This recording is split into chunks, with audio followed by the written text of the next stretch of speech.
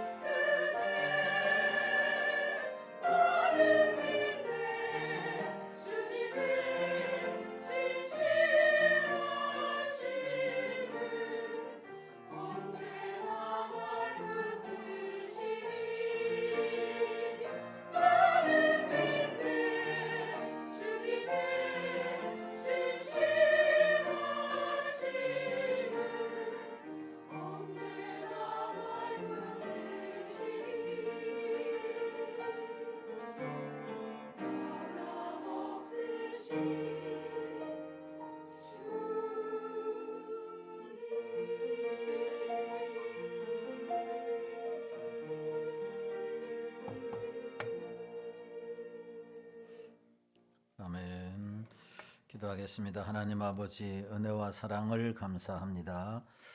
항상 우리와 함께 하시고 우리를 붙드시고 우리를 사랑하시는 신실하신 하나님을 찬양케 하심을 감사합니다. 이 하나님을 바라보고 이 하나님을 의지하고 이 하나님을 믿음으로 변함없는 하나님의 사랑과 붙드심과 축복하심을 경험하고 영광 돌리는 우리 모두가 되게 하여 주옵소서.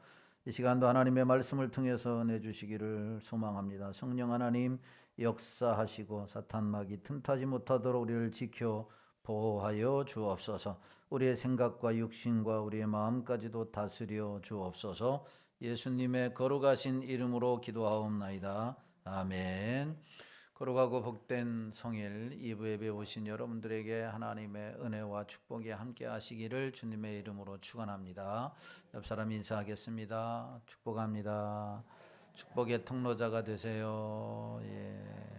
감사합니다. 또 이렇게 전옥승 원사님 또 오랜만에 이렇게 또 오게 돼서 환영합니다. 반갑습니다. 하나님께서 건강 주시기를 주님의 이름으로 축원합니다. 전도를 하다가 보면 대개 세 가지의 반응을 보이는 경우가 있습니다. 예수 그리스도를 믿고 구원을 받으라, 복받고 또한 천국을 가라라고 하는 복음을 전하면 호의적으로 받아들이는 사람이 있는가 반면에 아무런 반응을 보이지 않는 사람, 아무런 관심을 갖지 않는 사람이 있습니다. 또한 가장 중요하게 민감하게 반응하는 사람이 있습니다. 또한 극렬하게 반대하는 사람들, 전도지도 받지 아니하고 또 인상을 쓰는 사람, 어떤 사람은 심하면 욕도 하는 사람도 있는 것을 보게 됩니다.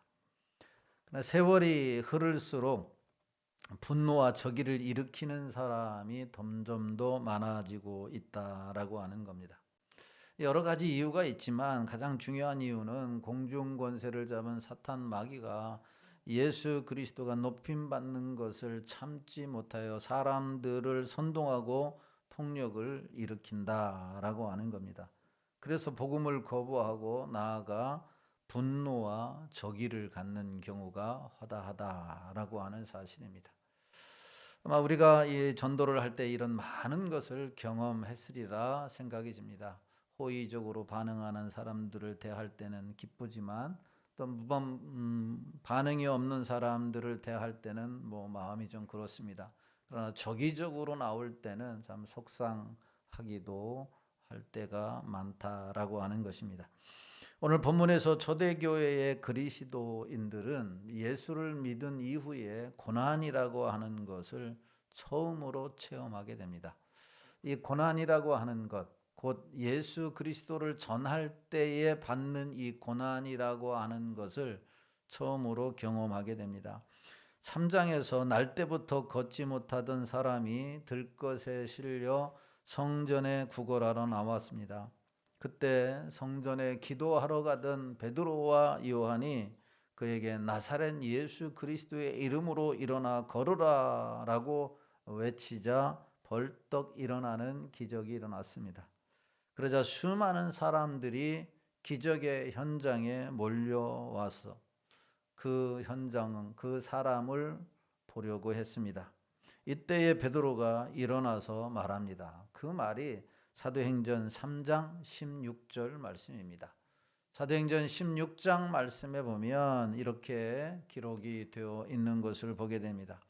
그 이름을 믿음으로 그 이름이 너희가 보고 아는 이 사람을 성하게 하였나니 예수로 말미암아 난 믿음이 너희 모든 사람 앞에서 이같이 완전히 낫게 하였느니라.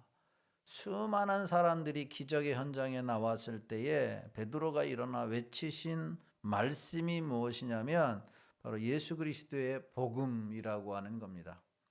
베드로는 자기를 주목하는 사람들에게 나면서부터 걷지 못한 자를 일으킨 것은 내가 아니다 라고 말합니다. 내가 아니라 죽음에서 부활하신 예수님의 이름이고 그의 능력이 나면서부터 걷지 못하던 사람을 걷게 했다라고 설교를 했습니다.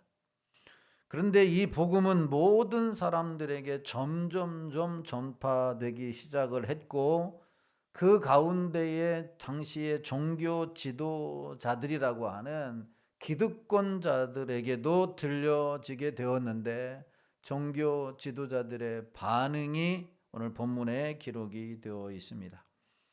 복음을 들은, 특별히 사도들이 전한 복음을 들은 이 종교 지도자들의 반응이 무엇인가, 그 가운데 하나님은 어떤 일을 행하셨는가에 대한 말씀을 함께 살펴보고 기도하기를 원합니다. 종교 지도자들은 복음을 듣고서 어떤 반응을 보였느냐, 무덤덤한 반응이나 아니면 참 좋은 말씀이다라고 반응을 보인 게 아니라 이 화면에 나온 대로 복음을 싫어했습니다. 복음을 싫어했다라고 하는 겁니다. 예수님은 부활하셨다. 그리고 예수를 믿어야 구원을 얻는다. 그리고 예수 그리스도의 이름의 능력이 기적을 만들어낸다라고 하는 이 복음을 들었을 때에 기득권자들이었던 종교 지도자들은 복음을 싫어했습니다. 자, 1절, 2절 말씀을 같이 읽겠습니다. 시작. 사도들이 백성에게 말할 때 제사장과 성전 맡은 자와 사두개인들이 이르러 예수 안에 죽은 자의 부활이 있다고 백성을 가르치고 전함을 싫어하며 그랬습니다. 아마 이 가운데도 그런 분이 혹시 있을지도 모르겠어요. 과거에 예수 믿으라고 하면 너나 믿으라라고 하는 사람이 있었을 수도 있고, 예수 믿고 구원받으라고 하면 구원은 어디 있느냐, 내 주먹을 믿어야 구원을 얻는다라고 말한 사람도 혹시 있을 수도 있겠어요. 그러나 성령의 역사로 지금은 예수 믿어서 이 자리에 와서 하나님을 예배하는 자리에 있음이 큰 은혜고 축복인 줄로 믿습니다. 그런데 종교 지도자들, 기득권이라고 하는 사람들이 사도들이 전한 복음을 듣고서 싫어했다. 부활을 전하는 것에 대해서 싫어했다라고 하는 겁니다. 여러분, 놀랍게도 제사장들과 성전 맡은 자와 사두개인들이 예수 안에 죽은 자의 부활이 있다는 부활 메시지를 싫어했는데 이것이 놀라운 일입니다. 왜 이것이 놀라운 일이냐? 이들이 하는 일 때문에 그래요. 여러분, 제사장들과 성전 맡은 자와 또한 사두개인들이 하는 일을 보면 이들이 복음을 싫어하는 것이 놀라운 일일 수밖에 없는 거죠. 우리가 아는 것처럼 제사장은 백성들이 하나님께로 나아갈 수 있도록 모든 종교 의식을 주관하는 사람들이, 쉽게 말하면 예배를 인도하는 사람, 예배를 주관하는 사람, 제사의 모든 것을 주관하는 사람들이 누구예요? 제사장들이었다라고 하는 겁니다. 그리고 성전 맡은 자는 유대 전쟁사라고 하는 책을 쓴 로마의 역사가 요세푸스에 의하면 대제사장에 이어 유대교 서열 두 번째로 해당하는 이런 직책을 가진 당시의 성전의 치안을 담당하는 경비대장을 역할하는 사람, 경비대장. 오늘날로 말하면 청와대 대통령실의 경호실장과 같은 사람이 누구냐면 성전 맡은 사람이에요. 사두개인들은 유대 종교의 한 종파로 당시 정치적이고 경제적인 실권을 모두 장악한 사람들, 귀족 계급에 속한 사람들이 누구냐? 사두개인들이었다라고 하는 겁니다. 그러니까 제사장들이나 바로 성전 맡은 자나 그 다음에 사두개인들은 성전과 관련해서 돈을 벌고 성전과 관련해서 먹고 사는 사람들이었다라고 하는 겁니다.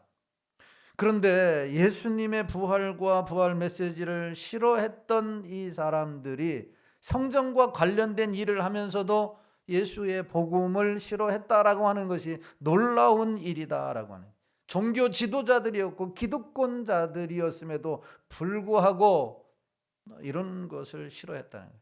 마치 우리 교회는 그런 사람이 없지만 다른 교회는 그런 사람들이 있다 그래요. 교회도 오래 다니고 직분도 가졌는데 전도하라 그러면 뭔 전도를 하느냐, 맨날 전도만 하라고 하느냐, 전도하는 것을 싫어하는 사람들과 같은 거죠. 당시 기독교의 종교 지도자들의 모습이 바로 그런 거다라고 하는 거예요. 여러분, 전도가 교회의 핵심이고 이 전도가 교회의 본질인데, 전도하는 것을 싫어한다면 내가 정말 예수 그리스도의 부활을 믿는 사람인지 내가 점검해 보아야 할 것입니다. 이들이 참된 신앙생활의 근거가 되는 예수 그리스도의 부활을 싫어했다라고 하는 것입니다. 사도들이 예수님이 부활하셨다, 그리고 예수 그리스도를 믿으면 우리도 부활에 참여한다라고 하는 복음 듣기를 싫어했습니다. 이들에게 있어서 나면서부터 걷지 못하던 자가 걷게 된 것은 사실이냐 사실이 아니냐, 이것은 별 중요한 게 아니었어요. 수많은 무리들과 백성들은 이게 중요한 일이었어요. 어떻게 평생 걷지 못한 자가 걷게 되었는가에 대한 가장 중요한 일이었는데, 종교 지도자들은 그게 별 중요하지 않았다라고 하는 거죠. 예수 그리스도의 복음 전하는 것, 부활의 복음을 전하는 것이만이 중요했고, 그래서 그들이 싫어했습니다. 그러면 두 번째로 살펴볼 게, 왜 종교 지도자들이 이 복음, 예수 그리스도가 죽은 자들 가운데 부활이 있다라고 하는 이 복음, 이 믿어야 구원 얻는다라고 하는 것을 싫어했느냐라고 하는 거예요. 싫어한 이유가 있습니다. 두 가지 이유인데, 화면에 띄워주면 좋겠습니다. 두 가지 이유.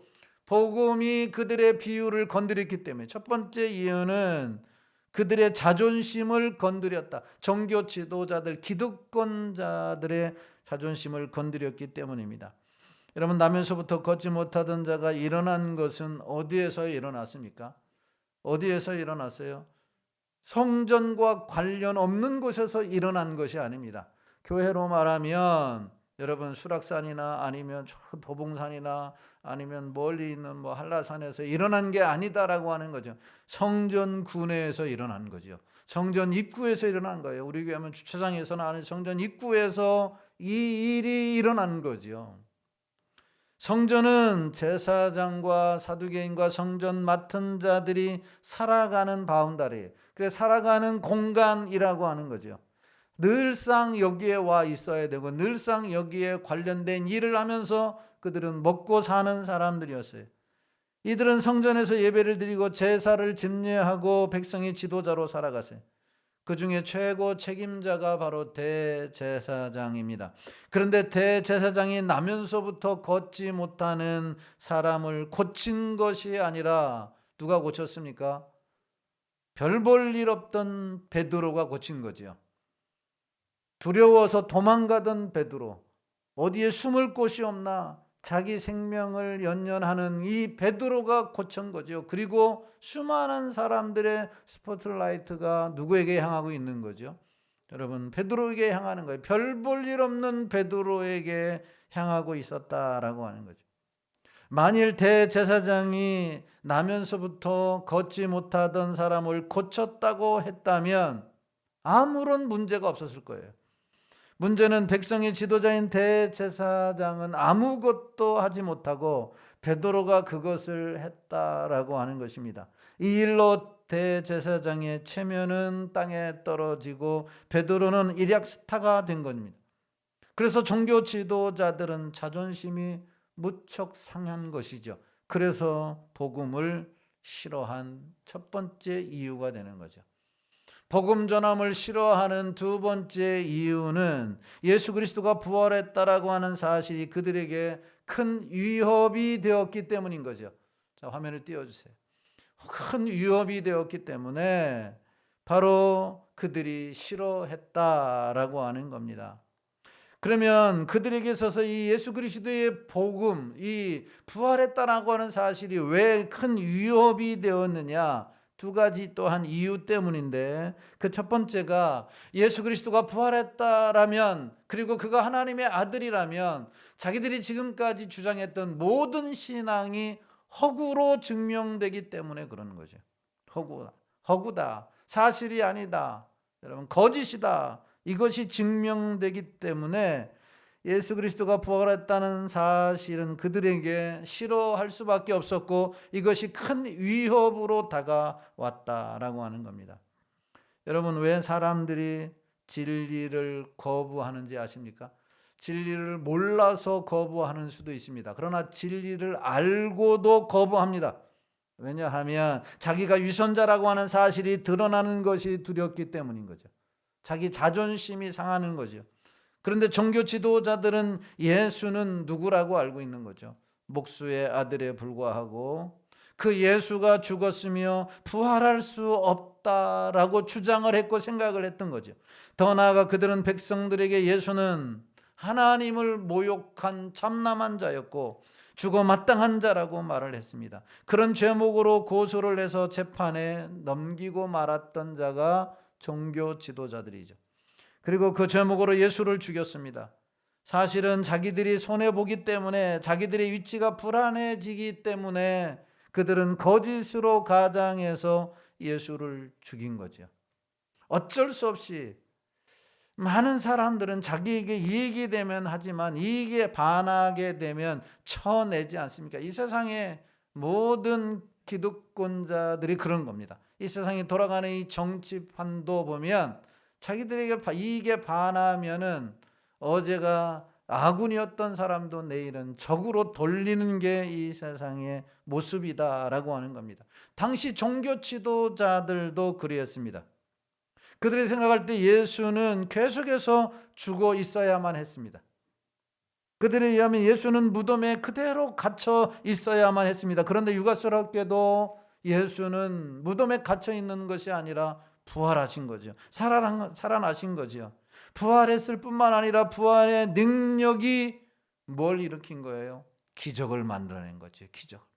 예수 그리스도의 부활하신 예수님의 이름이 기적을 일으킨 겁니다. 이것은 그들의 모든 행위가 잘못됐다는 사실을 증명하고 있는 거죠. 여기에 그들의 불안과 괴로움이 있었던 겁니다. 자기들의 기대와 생각에 정반대의 일이 일어나고 있는 겁니다. 그래서 그들은 예수님의 부활이 위협으로 느껴졌고 그 복음을 전하는 것을 싫어했던 겁니다. 왜 복음이 위험으로 느꼈는가? 두 번째 이유는 자기들의 안전과 인기에 문제가 있기 때문에 그렇습니다. 안전과 인기에 문제가 있었다. 사도들이 전한 대로 예수가 메시아요, 부활하신 분이라고 한다면, 그리고 기적을 베푼 분이라면 자신들의 신앙은 허구성과 위선이 드러날 뿐만 아니라 자신들의 위치가 흔들리는 일은 자명한 일입니다.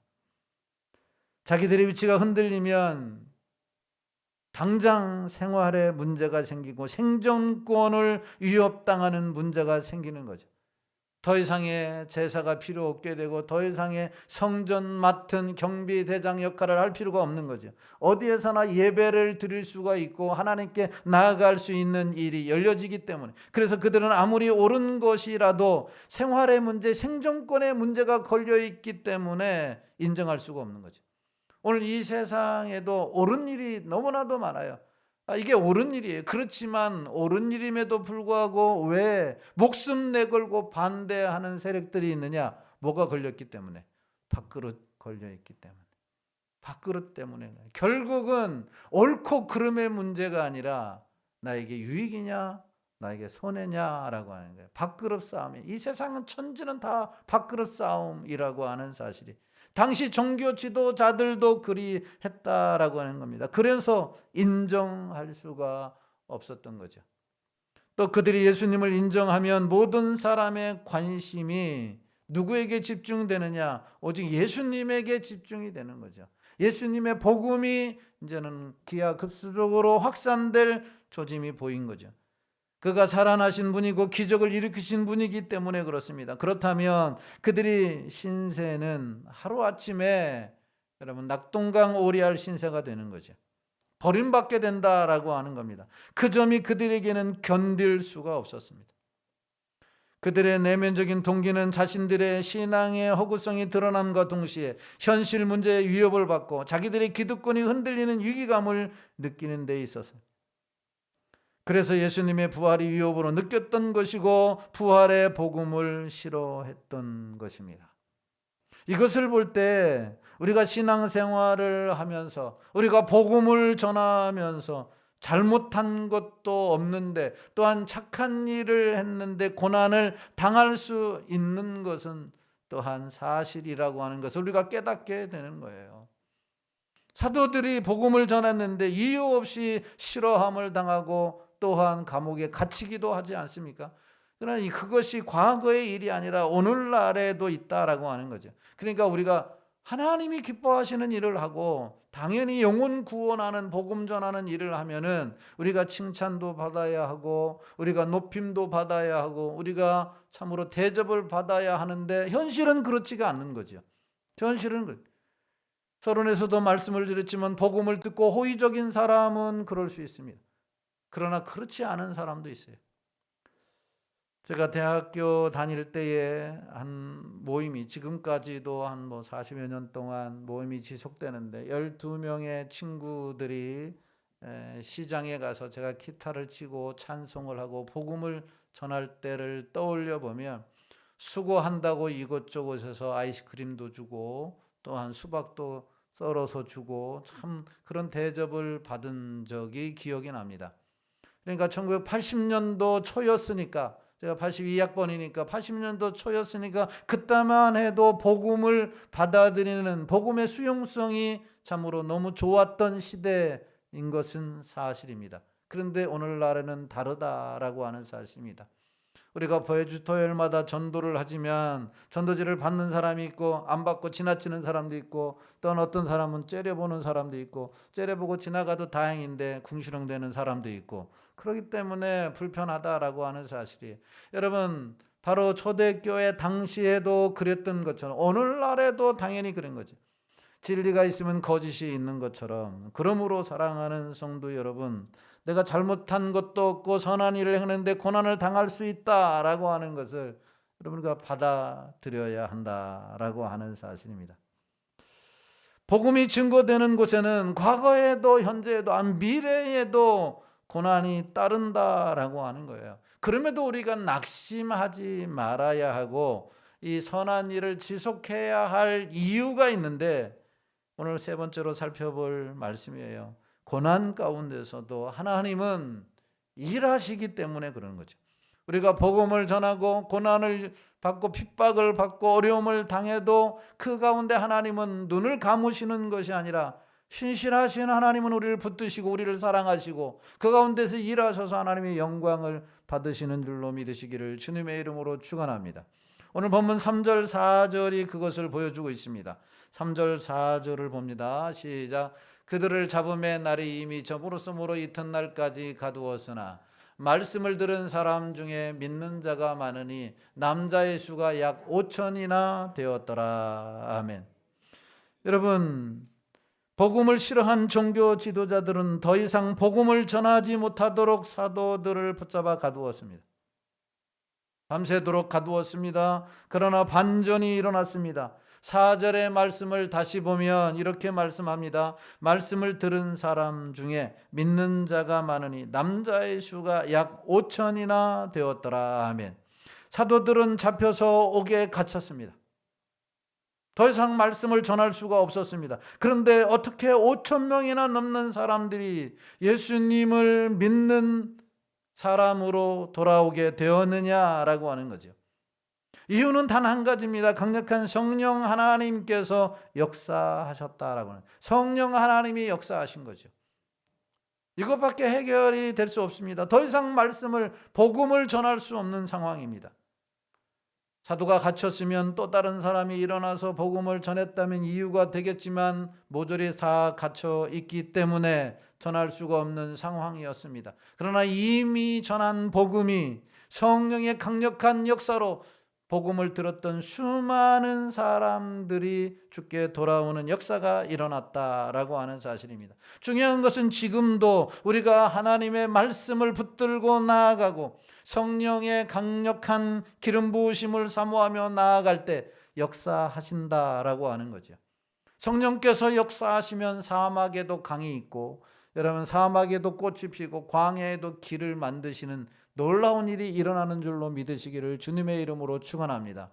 이게 성령의 역사인 거죠. 성령의 역사. 성령의 역사인 것입니다. 도저히 불가능한 것 같았지라도 가능하게 하는 것이 성령의 역사인 거죠. 베드로도 도저히 불가능한 사람처럼 여겼지만 그가 성령의 충만함 받은 이후에 놀라운 사도로 변하지 않았습니까? 나중에 십자가에서 거꾸로 달려 순교할 정도로 여러분 대담한 믿음의 사람이 되었습니다. 이 성령의 역사는 지금도 우리 가운데 일어나고 있다라고 하는 것은 우리에게 놀라운 희망이고 소망이라고 하는 사실입니다. 더 이상 절망과 낙심에 사로잡혀 주저앉아 있을 사람들이 아니라 성령의 능력을 덧입어서 나아가서 위대한 기적을 만들어내는 사람으로 살아야 한다라고 하는 겁니다. 그 주인공이 상일교회가 되길 바라고 그 주인공이 여러분들이 되기를 예수님의 이름으로 축원합니다. 여러분, 이때까지만 해도 숫자를 셀 때는 남자만 셌습니다. 1장에서 우리는 120명의 성도들이 기도하고 있는 모습을 보았고 2장에서 3,000명이 구원받고 교회에 더해지는 모습을 보았어요. 오늘 본문에서 4장에서는 5,000명입니다. 5,000명. 계속 주 앞에 돌아오는 이 무수한 행년들을 보십시오. 결코 고난이 예수 그리스도의 복음을 이 확산되는 이 복음, 편만한 이 역사를 저해하지 못했다라고 하는 겁니다. 여러분, 누가 하나님의 나라에 밝아오는 새벽을 막을 수가 있겠습니까? 누가 봄이 오는 길목을 감히 막을 수 있다는 말입니까? 성령 하나님은 오히려 이 고난을 통해서 하나님의 나라의 거룩한 새벽을 동터오게 만들고 계셨다라고 하는 거죠. 성령께서 초대교회에 이 놀라운 일을 하셨다면 지금도 하실 수 있는 줄로 믿으시기를 바랍니다. 이런 기적은 교회에서도 일어나고 가정에서도 일어납니다. 이 대한민국에서도 일어나고 아시아, 아프리카, 유럽에서도 일어날 수 있다라고 하는 것입니다. 다시 말하면 복음을 전하는 그곳에 성령이 역사하면 놀라운 역사가 일어난다라고 하는 거죠. 그러니까 예수 그리스도의 이름, 예수 그리스도의 능력으로 복음을 전하고 여러분 선포를 할 때에 주간의 영혼이 구원받고 질병이 치유되고 문제가 해결되는 역사가 지금도 일어나는 줄로 믿습니다. 이것이 남의 이야기가 아니라 우리 교회의 이야기고 이것이 우리 가정의 이야기고 이것이 나의 이야기임을 여러분 경험할 수 있게 되기를 주님의 이름으로 축원합니다. 성령님 역사하여 주옵소서. 우리 가정에 역사하시고 성령의 바람이 불어오게 하옵소서. 초대교회에 이런 놀라운 구원의 역사가 우리 가운데도 일어나기를 목도하길 원합니다. 기도하는 여러분들이 되기를 주님의 이름으로 축원합니다. 말씀을 정리합니다. 성령 받은 사람들은 모두 예수님의 이름으로 나면서부터 걷지 못하던 자를 일으켰습니다. 기적을 보려고 몰려온 수많은 사람들에게 부활의 복음을 전했습니다. 그러나 종교 지도자들은 싫어했고 더 나아가 사도들을 붙잡아 가두기까지 했습니다. 그럼에도 한 번 전해진 말씀은 성령의 역사로 수많은 사람들이 주께로 돌아오는 역사가 있었습니다. 우리가 고난 가운데서도 우리가 핍박 가운데서도 열악한 환경 가운데서도 부활의 복음을 전할 때 성령의 역사는 일어나는 줄로 믿으시기를 바랍니다. 그러나 상황이 어렵다고 이 상황에 매몰되어 우리의 사명을 등한시하게 된다면, 주님의 복음을 외면시하게 된다면 성령의 역사는 우리의 역사가 아니라 다른 곳의 역사가 되고 만다라고 하는 겁니다. 이 성령의 역사가 나의 역사고 성령의 역사가 초대교회처럼 우리 교회의 역사고 우리 가정의 역사가 되길 원한다면 상황에 매몰되지 말고 그 상황에 뛰어넘어 복음을 전파하여 위대한 역사를 경험하는 여러분 모두가 되기를 예수님의 이름으로 축원합니다. 오소서 진리의 성령님, 이 찬송 부르시고 2, 3분 동안 통성으로 성령께서 우리 가운데 역사하셔서 하나님 초대교회에 일어났던 기적들이 일어나도록 사모하며 기도하겠습니다.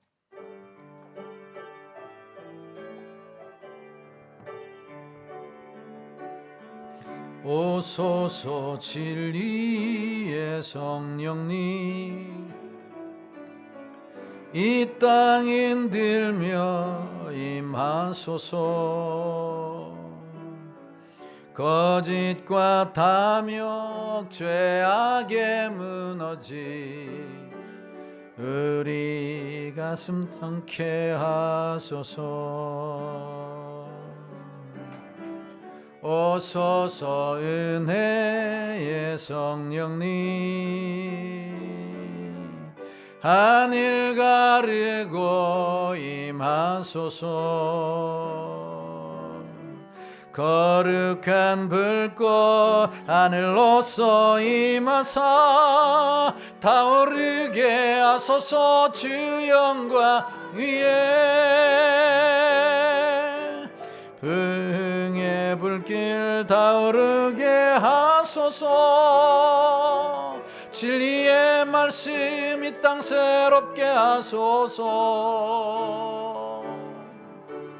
은혜의 강물 흐르게 하소서 성령의 바람 이 땅 가득 불어와 흰 옷 입은 주의 순결한 백성 주의 영광 위에 이제 일어나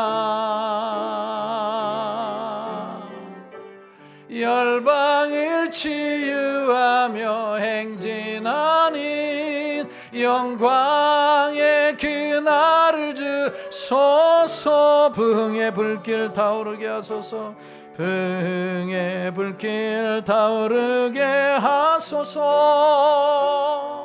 진리의 말씀 이 땅 새롭게 하소서 은혜의 강물 흐르게 하소서 성령의 바람 이 땅 가득 불어와 흰 옷 입은 주의 순결한 백성 주의 영광 위에 이제 일어나 열방을 치유하며 행진하는 영광의 그날을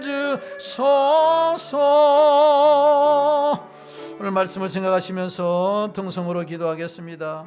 하나님 핍박 가운데서도 하나님의 말씀은 전해져야 되고 그 말씀이 전해질 때 성령이 강력하게 역사해서 죽어가는 영혼들이 주께 돌아오는 위대한 역사가 일어났던 것처럼 하나님 우리 가운데도 이 일을 경험하기를 소망합니다.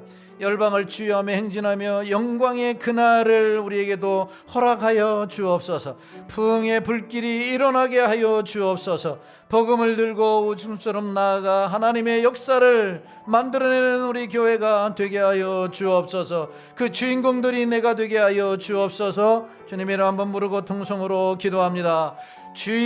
주여 할렐루야. 하나님 아버지 은혜와 사랑을 감사합니다. 오늘도 거룩하고 복된 성일 허락하여 주시고 하나님 거룩하고 복된 주일 2부 예배 하나님 앞에 나와 예배하며 말씀 듣고 기도할 수 있는 은혜를 허락하신 하나님 아버지 감사를 드립니다. 예수 그리스도의 부활의 복음을 전했던 사도들에게 칭찬이 아니라 멸관이 아니라 핍박이었고 감옥이 기다리고 있었습니다. 그럼에도 불구하고 그들이 복음을 전했을 때에 성령이 강력하게 역사했습니다. 이 상황에 매몰되어 하나님 복음을 주저하고 전하지 않는 교회가 아니라 이런 아무리 어렵고 힘든 세상이라 할지라도 복음은 전해져야 하고 전해진 복음은 하나님의 살아서 역사한다는 믿음을 가지고 이 일에 순종하여 상해일 교회가 부흥의 불길이 타오르는 놀라운 역사가 일어나게 하여 주옵소서. 세상을 치유하고 영혼들을 치유하여 세계 열방이 주께 돌아오는 영광의 그날을 바라보며 땅끝까지 이르러 증인된 삶을 살기에 부족함이 없게 하여 주옵소서.